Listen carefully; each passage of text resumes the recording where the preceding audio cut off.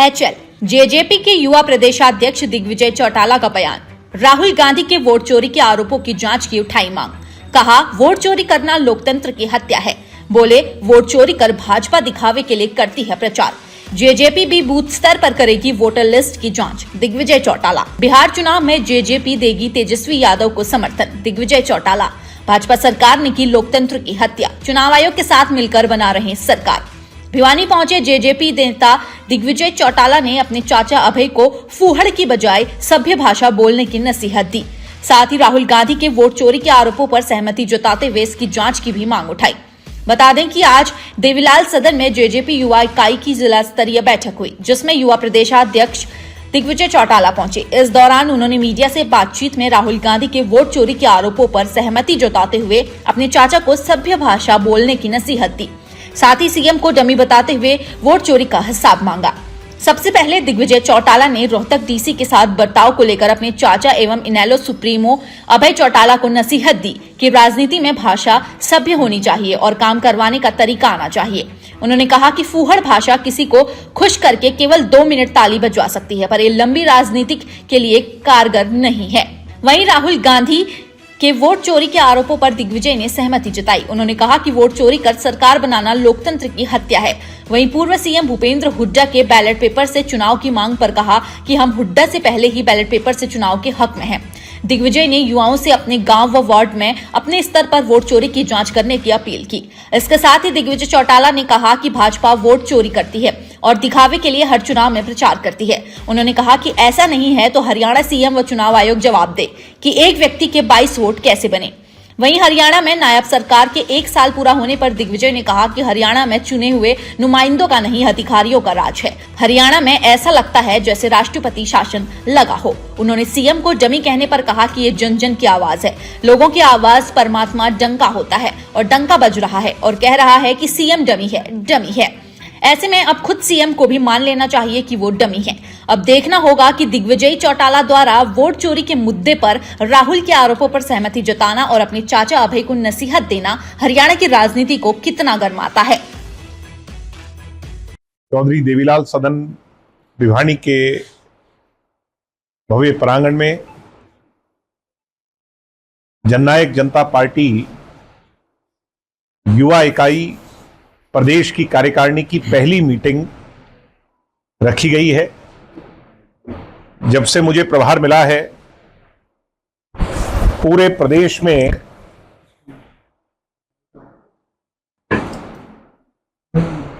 युवा जोड़ो अभियान तकरीबन 2.5 महीने से अधिक 650 से ज्यादा गांव के अंदर जनसंपर्क अभियान के तौर पर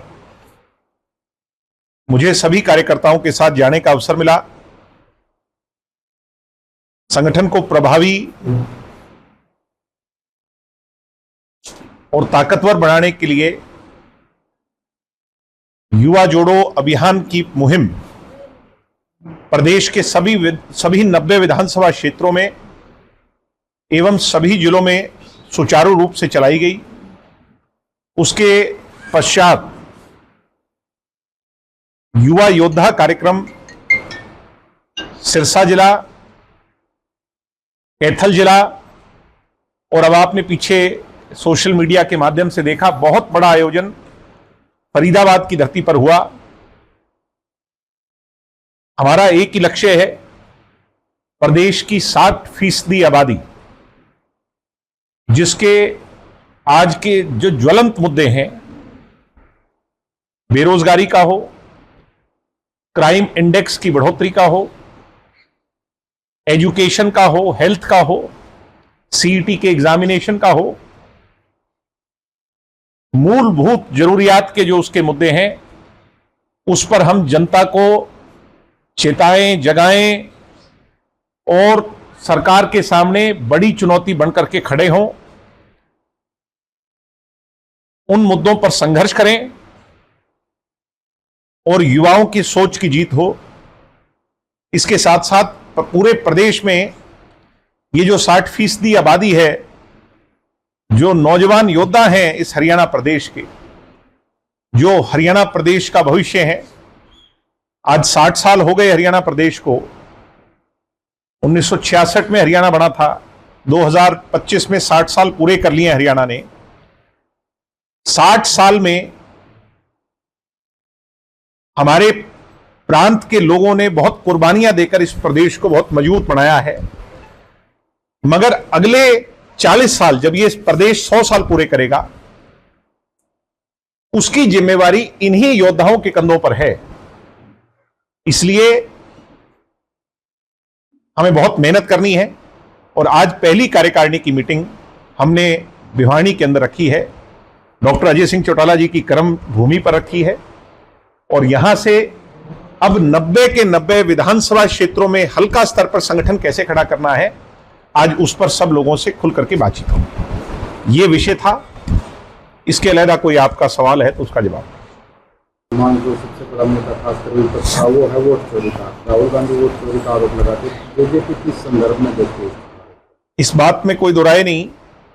जब भी कोई राजनेता, वो किसी भी राजनीतिक दल का हो, फैक्ट्स फिगर्स के साथ बात करेगा, तथ्यों के साथ बात करेगा, तो जनता उसे जरूर सुनेगी। राहुल गांधी ने कोई तथ्य रखे हैं, उनकी गंभीरता से, गहनता से जांच होनी चाहिए। हम इस बात के पक्षधर हैं।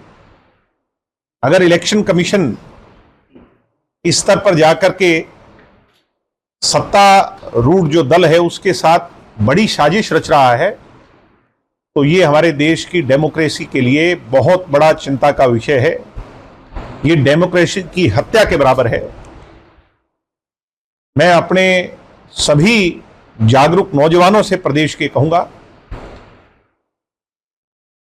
कि अभी एक राजनीतिक दल ने इस मुद्दे को उठाया है, कम से कम अपने वार्ड लेवल पर, अपने गांव के स्तर पर तो इसकी जांच खुद करें, जिससे भारतीय जनता पार्टी के द्वारा की गई इस तरह की अनियमितताएं और इस प्रजातंत्र डेमोक्रेसी की स्ट्रक्चर के साथ जो खिलवाड़ है, उसकी सारी सच्चाई जनता के सामने उजागर हो।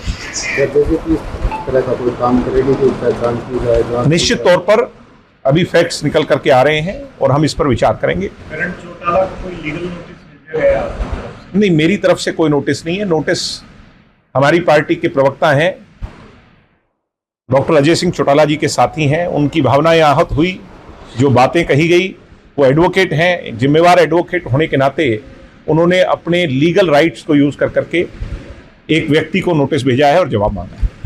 राहुल गांधी ने कहा कि हरियाणा की जो सरकार वर्तमान में वोट चोरी करके बनाई गई है, फर्जी सरकार है। मैं कह रहा हूं कि अभी इसकी जांच होनी चाहिए। सिर्फ राहुल गांधी के कहे देने मात्र भर से इसको विश्वास कर लेना नहीं संभव। इसकी जांच हो, इसकी बड़ी और कड़ी जांच हो, जिससे सारी दूध का दूध और पानी का पानी हो, सारी चीजें। सरकार का 1 साल पूरा कैसे देखते, क्या दो वादे? सरकार तो है ही नहीं। हरियाणा प्रदेश में तो ब्यूरोक्रेसी का राज है। हरियाणा में सरकार का राज नहीं है, जनता के चुने हुए नुमाइंदों का राज नहीं है। हरियाणा में तो अधिकारियों का राज है। हरियाणा में तो ऐसा लग रहा है राष्ट्रपति शासन हो कि सिर्फ अधिकारी ही सरकार को चला रहे हैं। ये तो मुख्यमंत्री स्वयं स्वीकार चुके हैं कि उनकी बात को कोई मानता नहीं, सुनता नहीं। कहीं चले जाओ, लोग कहते हैं डमी मुख्यमंत्री है। तो लोग जो कहते हैं परमात्मा का नगाड़ा जनता की भाषा के रूप में बजता है डेमोक्रेसी, और वो बज रहा है डमी है, डमी है और डमी है। अब वो उनको स्वयं भी स्वीकार लेना चाहिए। मेरे हिसाब से स्वीकार ही लिया। एक मीटिंग के अंदर उन्होंने कह दिया कि मैं तो चपरासी की भी ट्रांसफर नहीं कर सकता। तो ये अब जो मोहर जनता ने लगाई है, किसी पर डमी की लगी, किसी पर कोई और लगी, झूठी थोड़ी लगी। अभय चौटाला जो बातचीत रही, वो आपने वीडियो देखा होगा, सोशल मीडिया पे लोग बात करने लगे हैं कि राज इनेलो की तरफ। मैं ये मानता हूं कि आदमी को सभ्य होना चाहिए, अपनी लैंग्वेज पर कमांड होनी चाहिए, और किसी काम को करवाने का तरीका